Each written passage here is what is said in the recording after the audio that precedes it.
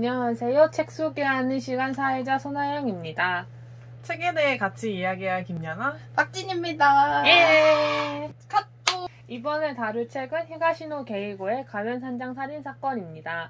그럼 오늘 책 소개도 재밌게 봐주시고요. 먼저 작가에 대한 짧은 소개 드리고 질문으로 넘어가겠습니다. 히가시노 게이고는 1958년생으로 일본에서 활동하고 있는 작가입니다. 데뷔작은 1985년 방가오라는 소설로 데뷔하였고요. 일본 추리소설이라고 하면 책장의 절반이 히가시노 게이고의 작품일 만큼 대중적으로도 유명하여 접하기 쉽습니다. 가면산장 살인사건은 1990년도에 발매되었지만 한국에서는 2014년에 번역되어 출간되었습니다. 그럼 바로 첫 번째 질문 드리겠습니다. 줄거리를 소개해 주실 수 있을까요? 별장 근처 작은 교회에서 결혼식을 하는 게 꿈이었던 도모미는 어느 날 교회에 운전을 하며 가다가 절벽에서 추락사로 사망하게 되는데요. 시간이 지난 이후 도모미의 아버지인 노부이코의 별장으로 같이 여행을 가자는 제안을 받은 다카유키는 별장으로 찾아가게 되는데 숙소에는 도모미의 가족과 친인척을 포함한 7명이 있었고 함께 밤을 보내게 됩니다. 이 책에는 총 9명의 등장인물이 등장하기 때문에 굉장히 헷갈림으로 잠깐 설명하고 넘어가겠습니다. 먼저 이 사건의 키를 쥐고 있는 도모미, 결혼 예정인 신부였지만 사망하였습니다. 다카유키는 도모미의 신랑이었고 노부이코와 아스키는 도모미의 부모님입니다. 도시아키는 도모미의 친오빠이며 레이코는 노부이코의 비서입니다. 게이코는 도모미의 절친한 친구이고 유키에는 도모미의 사촌 여동생, 기도는 아스코의 동생 주치이입니다. 다시 본 영상으로 넘어가겠습니다. 카톡! 늦은 밤 누군가 있다는 이야기를 듣고 나가보는데 총을 든 2인조 강도가 있었고 이곳에서 합류하기로 한 사람이 올 때까지 기다려야 한다며 그때부터 살떨리는 인지극이 시작이 되는데 침입한 도둑들은 수많은 요구를 해댔고 상황에서 벗어나기 위한 탈출 방법을 모색해 실행하지만 누군가의 방해로 매번 실패로 돌아가게 되는데 그 와중에 범인이 아닌 내부인의 소행으로 보이는 살인이 일어납니다. 도둑과의 신경전, 도모미의 사건에 대해 피어나는 의문점을 풀어내는 이야기입니다.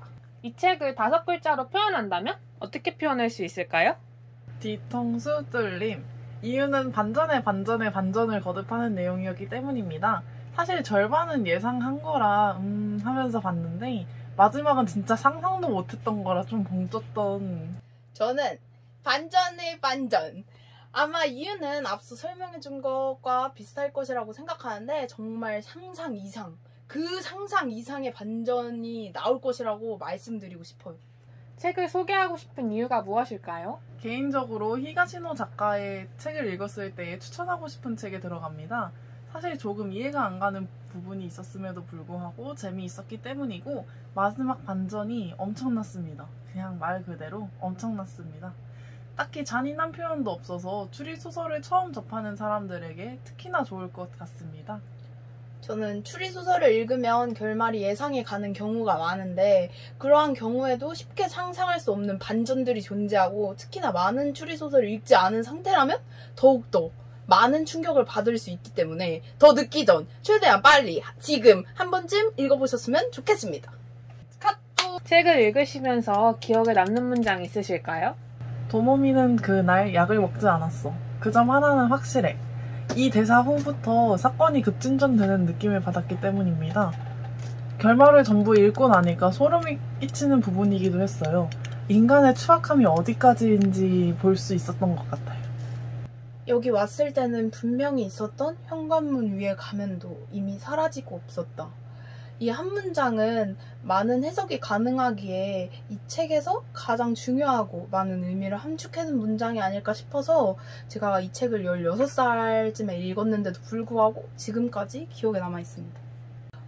사실 저희가 대본을 준비하면서 기억에 남는 문장을 뽑아오라 했는데 똑같은 두 문장으로 서로 고민하고 있었잖아요. 네, 그쵸. 겹쳤죠. 처음에는 당황했는데 생각해보면 이 문장만큼 중요한 문장은 없다고 생각이 들어서 이해하게 됐어요. 네, 맞아요. 그 정도로 중요한 문장이라고 생각하고 두 문장이 책의 전반적인 내용을 정리해준 느낌이 아닐까 싶네요. 결말에 대해서는 어떻게 생각하시나요? 사실 결말이 제일 반전이기도 했지만 추리소설을 많이 접하거나 읽은 사람들이 본다면 당황스럽고 어이없는 부분도 많이 있었는데 이야기의 끝의 반전을 위해 너무 무리수를 둔 것 같은 느낌을 조금 받기도 했어요. 결말의 반전에 대해서는 정말 뭐라 할 말이 없고, 히가시노 게이고 작가가 얼마나 대단한 작가인지 새삼 다시 느끼게 해주는 책이었습니다.